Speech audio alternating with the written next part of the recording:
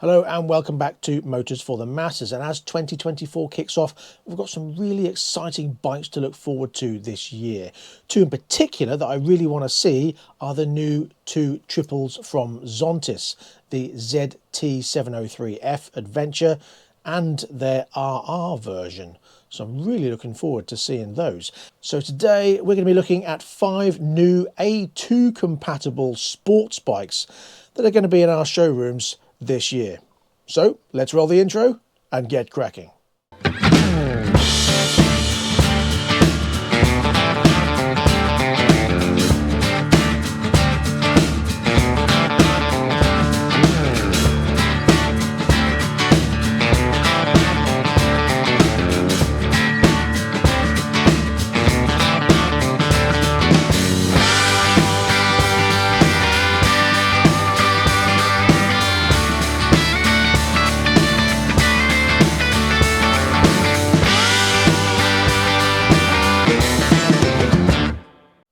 Now, of course, those two Zontis cannot be in my lineup today simply because they're not A2 compatible bikes.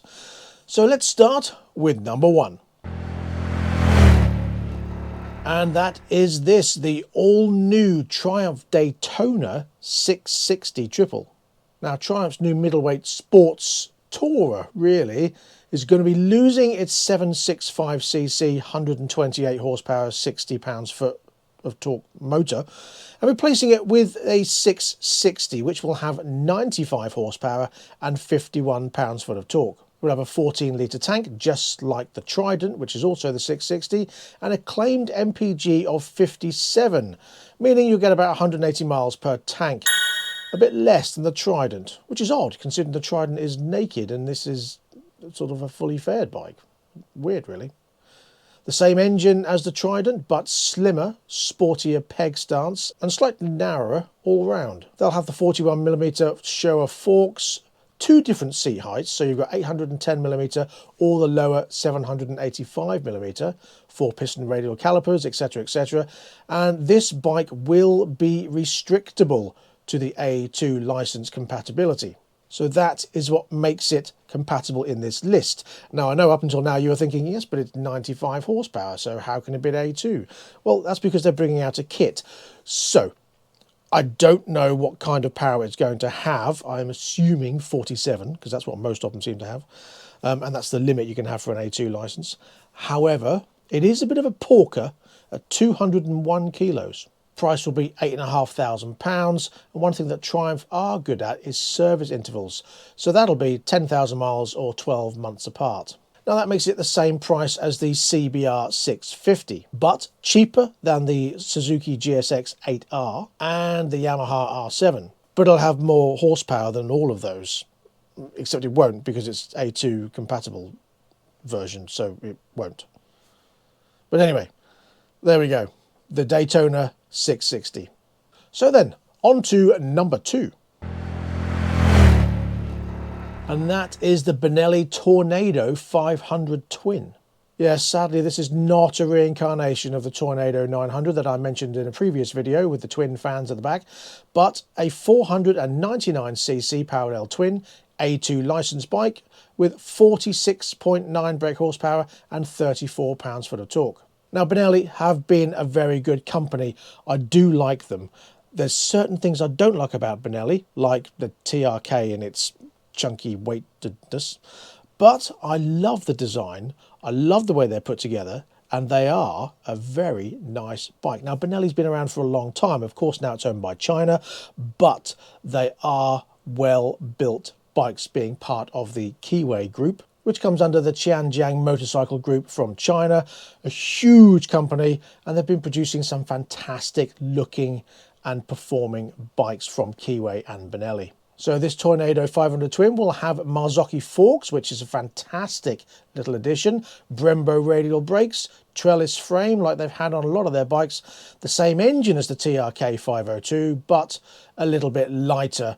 Okay, it's still a little bit weighty at 199 kilos wet, but not as heavy as the TRK 502, so that 500cc engine should be quite ample for this nice little sports bike, and a great rival for the Honda CBR 500R. Yes, it does seem like it's stolen its front light arrangement from the GSX 8R, but hey, at least it does look good.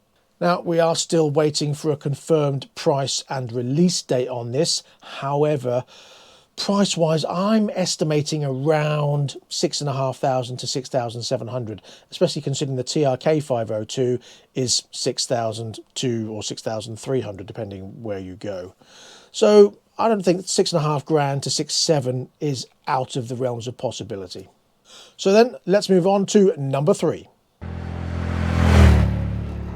And that is the Aprilia RS457. Now this midweight race style bike, you know, is just going to be a riot. It's a parallel twin, 47 brake horsepower again, so A2 compatible, and it weighs just 175 kilos wet, which is pretty good. Okay, price will be £7,000 plus with a 2-year warranty. It's got baby Brembo brakes with radial calipers, ride-by-wire throttle, just like the CF Moto 450, which came out a couple of years ago.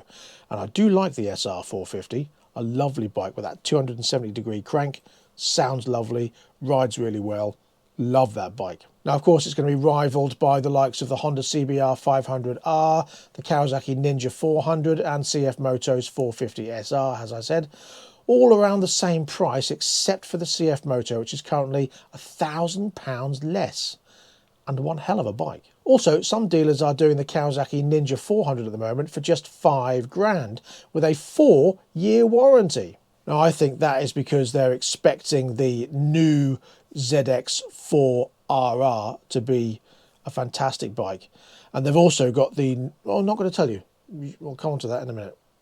Let's move on to number 4. And that is, of course, the Honda CBR 500R. Now, this has 471 brake horsepower. No, it doesn't. This is a 471cc engine, 47 brake horsepower, yet again, to make it A2 compatible. Right on the limit there. They're good at doing that, aren't they?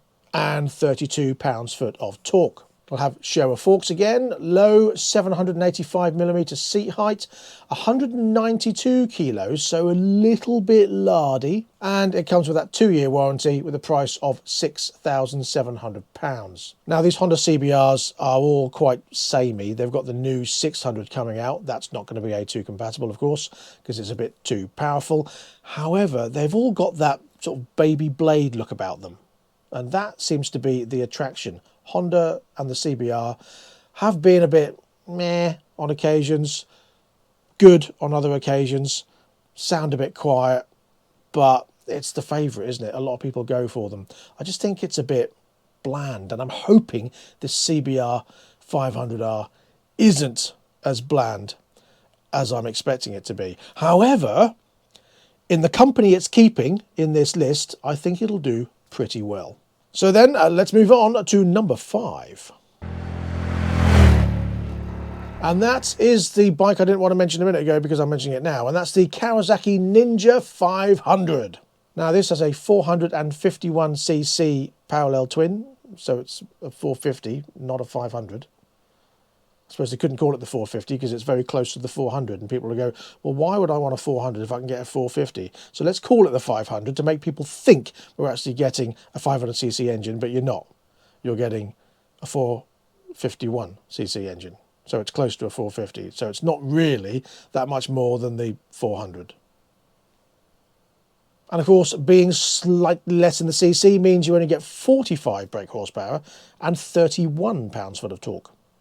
But is it going to be that much different? Well, it'd be nice to find out when all these bikes are together to do a little test on them just to see if it is much of a difference. Another low seat height at 785mm and another one with a 14-litre tank. But it is just 172 kilos, so perhaps that lower weight will keep it up with the rest in this group.